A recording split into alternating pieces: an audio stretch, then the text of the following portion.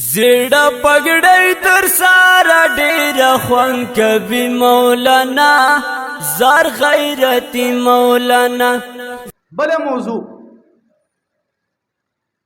چې مفکر اسلام مولانا مفتی محمود رحمه الله هغه ول مونږ د پاکستان ګناه کې شریک نه. دا غلط فهمی ده، غلط بیانی ده. هغه خلک چې دا خبره کوي هغې له شرم پکار دی. مفتی محمود رحمه الله په خپله ویل وایي زه چې دا اورم ما له شرم راځي. دا څوک چې دا وینا کوي وایي دی له شرم نه ورځي، دی کې څه حیا نشته. دا په دوه موقعو باندې مفتی صاحب دا خبره کړې وه. په دوه موقعو باندې مفتی صاحب دا خبره کړې وه، خو داسې نه وه.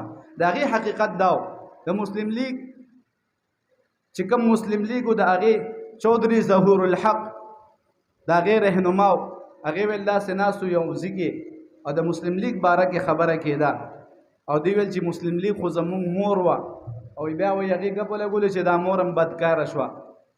بدکاره شوه دی له خو مونږ د مور غوندې توجه ورکړې وه.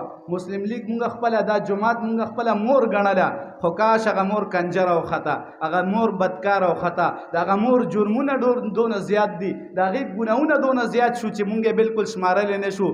مفتی محمود رحمه الله ویل ما ورته په خندا کې ویل چې ستاسو مور وه او د هغې ګناه وه، مونږ دغې ګناه کې تاسو سره شریک نه وو. مونږ تاسو سره مسلم لیگ کې شریک نه وو، ستاسو مور وه او د هغې ګناهونو کې تاسو شریک وئ. مونږ مسلم لیگ کې نه، مونږ خو د کانګرس کې وو، مونږ خو علماء هند کې وو، مونږ تاسو سره نه ستاسو د مور ګناه کې نه شریک. مسلم لیگ ستاسو مور ده چې کومه ګناه یې کړې ده، مونږ در سره دې ګناه کې نه شریک. یو په دې موقع باندې ما دا خبره کړې وه. دویم چې کله پاکستان او بنګال خپلو کې بېلېدو، شیخ مجیب الرحمن مشرقي پاکستان کې هړتال وکړو او ټول مشرقي پاکستان یې بند کړو. دلته پارلمان خلک راجمع کړه، یو وفد یې ولېږلو چې لاړ شي شیخ مجیب سره مذاکرات وکړي. اوږد تاریخ دی. پاکستان چې دوه ټوټې کېدو شاته راته استادان ټول غوسه دي، وي ټایم بنالي په هغې نه ځو، مختصر غوندې خبره کوو. شیخ مجیب له چې کوم وفد لاړو هغې کې مفتی محمود رحمه الله او خان عبدالولي خان دوی دواړه دوی ویل مونږ لاړو هلته. شیخ مجیب ته مو ویلې هغه سره هم ګپ لګول، هغې ویل چې ظلم و ستم شروع دی، داسې شروع دي. مفتی محمود صاحب ویل وایي ولی خان ورته ویل چې ګوره زه کانګرسي یم، چې کله پاکستان جوړېدو مونږ درته ویل چې پاکستان مه جوړوئ، تاسو مسلم لیګ والا ویل چې جوړوئ.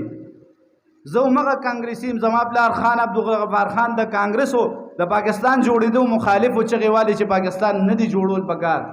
زه د همغه کانګرسي زوی یم او ته د مسلم لیګ او زه د کانګرس یم. هغه ټایم تاسو چغې والې پاکستان جوړو، مونږ ویل نه جوړو. نن زه راغلی یم تا ته جولې نیسمه، درته وایم چې پاکستان جوړ شوی، پاکستان مه تقسیموه، مه تقسیموه. هغه ټایم درته ویل مه جوړوه، تاسو زمونږ ونه منله.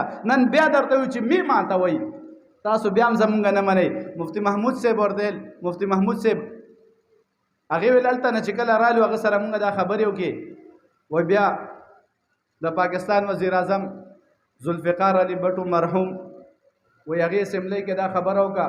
هغه وخت اپوزیشن لیډر چې مفتی محمود صاحب و او هغې ویل چې بنګال پاکستان چې دوه ټوټې شو، مشرق پاکستان چې بیل شو، ورته ویل دا د اپوزیشن د وجې نه، دا ستاسو د کردار د وجې نه. چونکې اپوزیشن لیډر دغه وخت مفتی محمود صاحب و، مفتی محمود صاحب پاڅېدو، هغې ورته ویل مونږ پاکستان تقسیم کو. وایي مونږ خو د هندوستان د تقسیم هم مخالف وو، مونږ هندوستان تقسیم نه منلو، د پاکستان تقسیم مونږ څنګه کولی شو. مونږ چې تاسو هندوستان تقسیمولو هغه ټایم هم مونږ چغې والې چې هندوستان مه تقسیموئ. مونږ د تقسیم د وخت د سره مخالف یو، نه د هندوستان تقسیم کې مونږ وو، نه د پاکستان تقسیم کې مونږ وو. هغه ټایم هم مونږ ویل چې تقسیم مه کوئ. پاکستان چې تقسیمېدو زه عبدالولي خان په خپله لاړو، شیخ مجیب ته مې ویل تا ته مینت وکړو چې پاکستان مه تقسیموئ، که دا تقسیم چېرته ګناه ده نو دې ګناه کې مونږ در سره شریک نه یو، دا ګناه تاسو کړې ده، مونږ نه ده کړې. د پاکستان تقسیم یادولو که دا ګناه ده نو دا تا کړې ده.